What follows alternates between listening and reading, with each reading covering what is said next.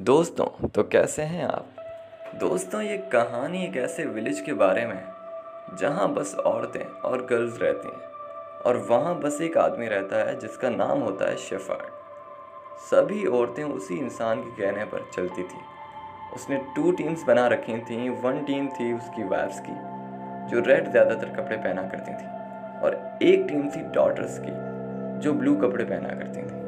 वहाँ सभी औरतें शेफर्ड की बातें माना करती थीं, लेकिन उनमें एक लड़की होती थी जो बस अपनी माँ के बारे में सोचा करती थी। उसका नाम सीला होता है। उसकी माँ उसके पैदा होते ही चल बसती थी। शेफर्ड को भी अपनी बेटियों में सबसे ज़्यादा सैला पसंद थी। वो बहुत खूबसूरत थी। शेफर्ड ने सभी औरतों में ग्रुप्स बना कर रखे हुए थे। जब कोई बीमार होता तो उसका इलाज जंगल में ही किया जाता था और औरतों के पीरियड्स के वक्त उस औरत को सबसे अलग रखा जाता था क्योंकि शेफर्ड के हिसाब से वो कर्स है। इनमें से 2 औरतों को बिल्कुल अलग रखा, जो बीमार थी और दूसरी जो सारा थी, जो शेफर्ड्स के रूल मानने से इनकार कर देती थी। शेफर्ड्स के रूल ना मानने की वजह से सब औरतें उनसे नफरत करती थी, लेकिन शेफर्ड उनको खाना टाइम पर पहुंचाता था।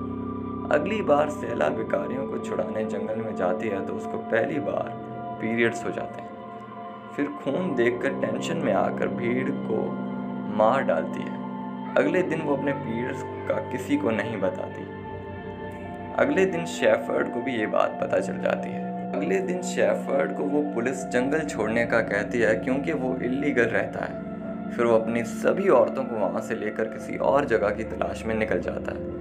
सभी औरतें एक्साइटेड हैं। वहाँ सेला ने शेफर्ड को पुलिस बातें करते हुए देख लिया था। वो सब जा रहे होते हैं कि वहाँ उसे एक घर मिलता है जो खाली है, पर शेफर्ड वहाँ रुकने से मना कर देता है क्योंकि उसका मना करना बहुत अहम होता है, जो कि सबको मानना पड़ता है क्योंकि उसका मानना है कि किसी घर में ऐसे रहा नहीं जाता अचानक। फिर रात में वो कैंपेन लगाकर वहाँ रुकते हैं जहाँ सैला की बहनों को उसके पीरियड्स के बारे में पता चल जाता है। फिर शेफर्ड तक बात पहुँचती है तो वो सैला को समझाकर अलग सारा के साथ कर देता है। सैला सारा से कहती है कि तुम शेफर्ड को पसंद नहीं करती तो यहाँ से चली क्यों नहीं जाती। सारा उसे बताती है कि उसके पास घर नहीं है।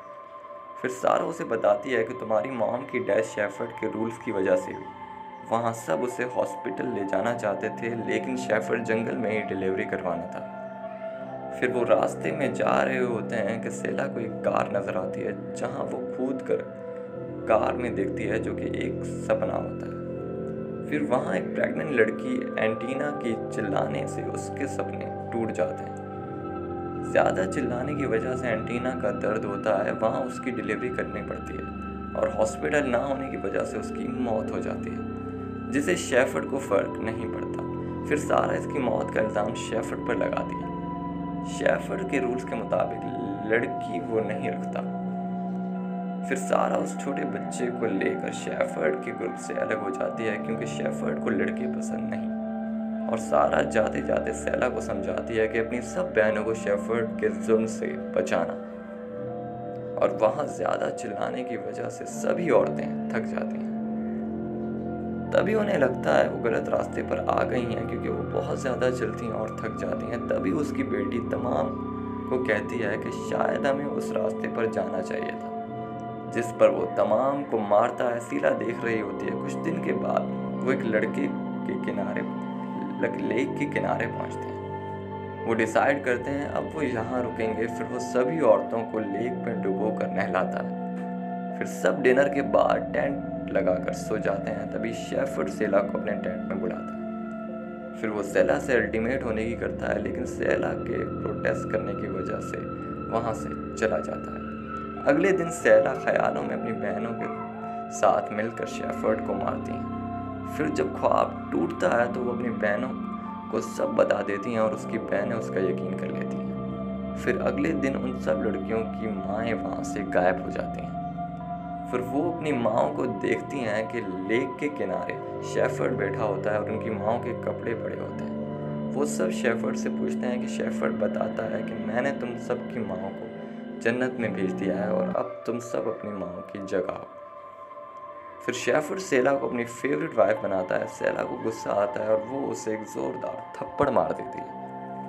अगले सीन में हम दो पुलिस वाले नजर आते हैं जिन्हें लेक के किनारे काफ़ी सारी लाशें तैरती नजर आती हैं जो शेफर्ड की वाइफ की होती हैं। फिर आगे जंगल में इन्हें शेफर्ड की लाश मिलती है जिसे सेला ने अपनी बहनों के साथ मिलकर मार दिया होता है और यहाँ कहानी एंड हो जाती है। तो दोस्तों कैसी लगी कहानी ज़रूर बताना। Good bye.